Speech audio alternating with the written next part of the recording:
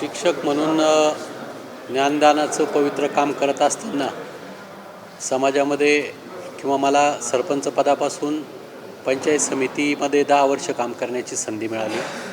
सभापती उपसभापती पदावरती काम केलं, जिल्हा परिषदेमध्ये काम केलं आणि त्यामुळे एका बाजूला ज्ञानदानाचं पवित्र काम आणि दुसऱ्या बाजूला समाजसेवा करण्याची संधी मिळाली आणि त्याच शिदोरीवरती लोकांनी मला या दिंडोरी लोकसभा मतदारसंघातून त्यांची सेवा करण्याची किंवा संसदेसारख्या पवित्र भवनामध्ये पाठवून सर्वसामान्यांच्या बाबतीमध्ये किंवा शेतकऱ्यांच्या बाबतीमध्ये ज्या अडीअडचणी आहेत ते सोडवण्यासाठी दिलेलं आहे आणि त्यामुळे नक्कीच माझ्यावरती फार मोठी जबाबदारी आहे असं मला वाटतं. तुमच्या अगोदर केंद्रीय मंत्रीपद तुमच्या मतदारसंघामध्ये होतं.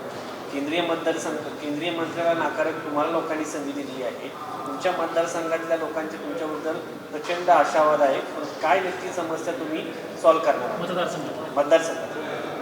माझा मतदारसंघ हा शेतीप्रधान मतदारसंघ आहे आणि या मतदारसंघामध्ये 2 तालुके सोडले तर उरलेल्या 7.5 तालुक्यामध्ये कांदा हे पीक मोठ्या प्रमाणावरती घेतलं जातं आणि त्याचबरोबर द्राक्ष शेती पण मोठ्या प्रमाणावर आहेत. म्हणजे शेतकरी बहुल असलेला हा मतदारसंघ आहे.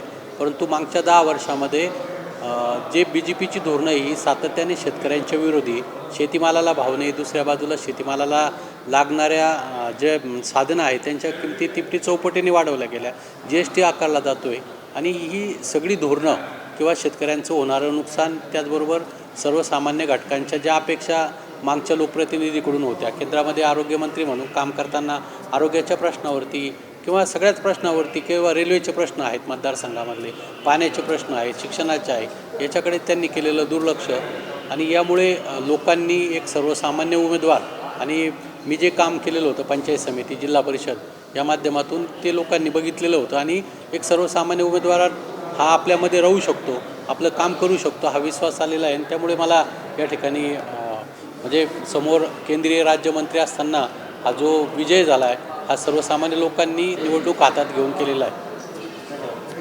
मलाही सांगा, आता तुम्ही शिक्षक आहात आणि इकडे खासदार आहात, तुमच्याकडे तारेवरची कसरत आहे दोन्ही कसं, तुम्ही कसं मॅनेज करणार? शिक्षक आणि खासदार हे कसं मॅनेज करणार? तर 33 वर्ष शिक्षक म्हणून काम केलं आणि आता खासदार म्हणून मोठी जबाबदारी जनतेने माझ्यावरती टाकलेली आणि म्हणून मला शेवटी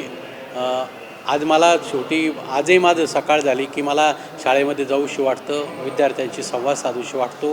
परंतु दुसऱ्या बाजूला एक फार मोठी जबाबदारी दिलेली आहे आणि मतदारसंघाच्या बाबतीमध्ये फार मोठा मतदारसंघ, ग्रामीण आदिवासी मतदारसंघ आहे आणि त्यांना पुरेपूर न्याय देण्याच्या दृष्टीने माझी भूमिका एका बाजूला विद्यार्थी सांभाळणं, दुसऱ्या बाजूला मतदारसंघातील लोकांची कामं करणं, परंतु आजपर्यंत करत आलो आहे आणि नक्कीच करण्याचा माझा प्रामाणिकपणे प्रयत्न राहील.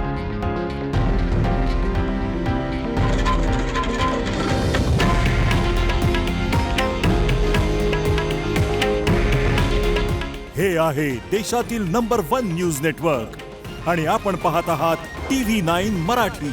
काळजी तुमची, हित महाराष्ट्राचं.